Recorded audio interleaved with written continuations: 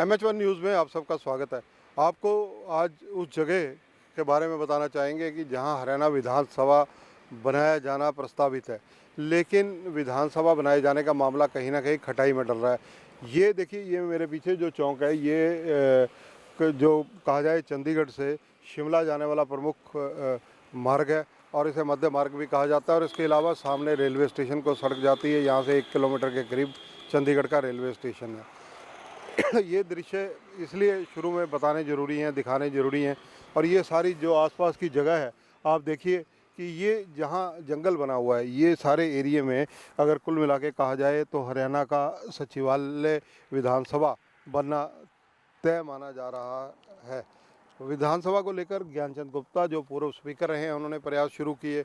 वर्तमान स्पीकर हरविंदर कल्याण की इस मामले में दिल्ली में मीटिंग हो चुकी है। फिलहाल ये टोटली जंगली एरिया है और यहाँ 10 एकड़ में हरियाणा का जो विधानसभा का कहा जाए परिसर बनना तय हुआ था। तत्कालीन मुख्यमंत्री मनोहर लाल उनके साथ पूर्व जो कहा जाए विधानसभा अध्यक्ष भी होकर गए थे।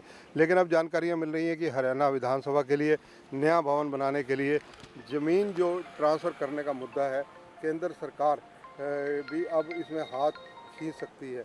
जिसका अहम कारण ये है कि गृह मंत्रालय ने चंडीगढ़ प्रशासन को इस मामले में चेताया है कि ये मुद्दा माहौल ख़राब कर सकता है। मालूम हो कि जब से पर्यावरण मंत्रालय की अधिसूचना जारी हुई है, उसके बाद से इको सेंसिटिव जोन की रुकावटों को दूर करने के प्रयास हुए हैं। तब से इस मुद्दे पर हरियाणा और पंजाब के नेताओं में भी एक विवाद शुरू हो चुका है। ज़मीन की अदला बदली नीति का शहरवासी विरोध कर रहे हैं।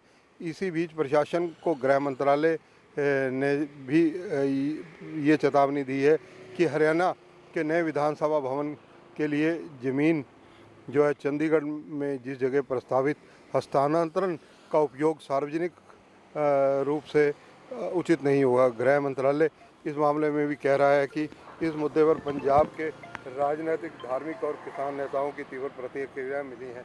अगर कुल मिलाकर कहा जाए कि तो केंद्रीय गृह मंत्री अमित शाह जो है नई विधानसभा की नई बिल्डिंग की ज़मीन को मंजूरी दे चुके हैं। प्रस्ताव को मंजूरी दी थी अमित शाह जी ने। नई विधानसभा के लिए चंडीगढ़ की ओर से रेलवे स्टेशन से IT पार्क को जाने वाली सड़क के पास ये 10 एकड़ ज़मीन प्रस्तावित है। बदले में हरियाणा ने 12 एकड़ ज़मीन देनी थी। जो मनसा देवी कम्प्लेक्स के पास 12 एकड़ ज़मीन है, वो इको सेंसिटिव जोन में आती है। इस पर केंद्र सरकार के पर्यावरण मंत्रालय की अधिसूचना जारी हो चुकी है, बदलाव कर दिए गए हैं, लेकिन ज़मीन निजी रुकावटों से रुकी हुई है। हरियाणा सरकार पहले ही ज़मीन के लिए 550 करोड़ रुपए की राशि देने के लिए तैयार रही है। अगर कुल मिलाकर कहा जाए, हरियाणा का जो नया विधानसभा भवन बनना बहुत ज़रूरी है। उसका अहम कारण क्या है? वो सबसे अहम कारण ये है कि पीरासिमन की रिपोर्ट हरियाणा के अंदर जो अब होना है पीरासिमन उसकी आएगी। हरियाणा में 126 से 130 के बीच विधायक बन सकते हैं। तो नया विधानसभा इसलिए भी ज़रूरी है क्योंकि हरियाणा की जो वर्तमान विधानसभा एरिया है, जो विधानसभा के क्षेत्र है, बिल्डिंग है, वो पंजाब और हरियाणा की ज्वाइंट है। और उसमें जो बिल्डिंग हरियाणा के पास है, 90 से ऊपर विधायक वहाँ बैठ ही नहीं सकते। कई ज्वलंत सवाल है।